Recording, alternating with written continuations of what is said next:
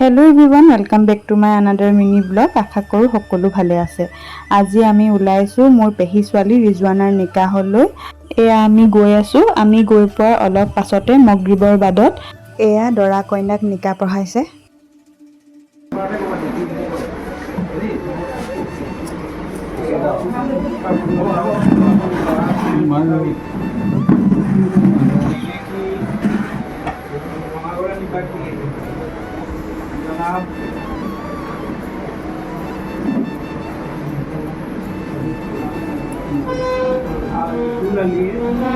পুত্ৰ মোহাম্মদ সাদিক আলীৰ লগত 1,55,551 টকা দেনমহৰ হেতু কৰি মূল কালটি দুজন সাক্ষী মুখ্যতঃ সমৰ্পণ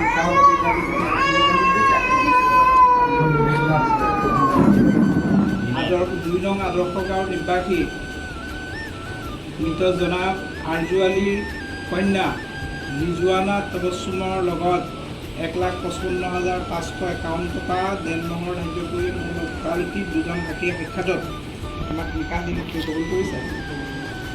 বাৰাকাল্লাহু লাকা ওয়া বাৰাকা লিমা বাইনাকুমা বিল খাইৰ। দৰা কইনাক নিকা পঢ়োৱা হোৱাৰ পাছতে এয়া আমাক চাহ খাবলৈ মাতিলে। আমি সকলোৱে চাহ খাবলৈ আহিলোঁ। চাওকচোন ইমান বেছি ঘামিছোঁ মই, বহুত বেছি গৰম উঠিছিল সেইদিনাখন। আৰু এইফালে এয়া দৰা কইনাও একেলগে চাহ খাবলৈ আহিল। সিহঁতক যে দেখি বহুত বেছি ভাল লাগিছে, কাৰণ আজি সিহঁতৰ 7 বছৰীয়া ভাল পোৱাৰ ছাকচেছ হ'ল। আপোনালোকেও দোৱা আৰু আশীৰ্বাদ কৰিব সিহঁতৰ যাতে আহিবলগীয়া জীৱনটো সুখ শান্তি আৰু আনন্দৰে ভৰি পৰে। সেইদিনা তাইক দেখি অকণমান মনটো বেয়াও লাগিছিল, বহুত ইম'চনেলো হৈ গৈছিলোঁ, কাৰণ ছোৱালী জীৱনটোৱে এনেকুৱা, যিখন ঘৰত সৰুৰ পৰা ডাঙৰ হয় সেইখন ঘৰকে এৰি নতুন এখন ঘৰ আপোন কৰি ল'বলগীয়া হয়। এইফালে এয়া কইনাক কইনাৰ ঘৰৰ পৰা দিয়া বস্তুবিলাক কইনাৰ বায়েক আৰু মই মানুহক দেখাই আছোঁ। সেইদিনা যিহেতু আমি ৰাতিয়ে ঘৰলৈ উভতি আহিবলগীয়া হৈছিল, কাৰণ এওঁৰ ৰাতিপুৱা ডিউটি আছে, মোৰো স্কুল আছে। খুৰীহঁতে থাকিবলৈ জোৰ কৰিছিল, কিন্তু উপায় নাই, কামৰ কাৰণেতো যাবই লাগিব। সেইটো কাৰণে আমি সোনকালেই খাই ল'লোঁ। খাই বৈ এয়া দৰা কইনাৰ লগত ফটোও মাৰি ল'লোঁ। শেষত মই সেই দিনটোৰ স্মৃতিস্বৰূপে ধৰি ৰখা কেইখনমান ফটো দি দিছোঁ।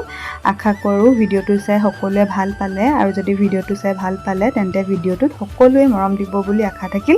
ভিডিঅ'টো মই এনেই চিম্পলকৈ সৰুকৈ হ'লেও বনাই থৈছোঁ, কাৰণ তাইৰ বিশেষ দিনটো যাতে স্মৃতিস্বৰূপে ৰৈ যায়। শেষত দুয়োজনলৈ যুগ্ম জীৱনৰ বহুত বেছি শুভেচ্ছা থাকিল। Happy married life.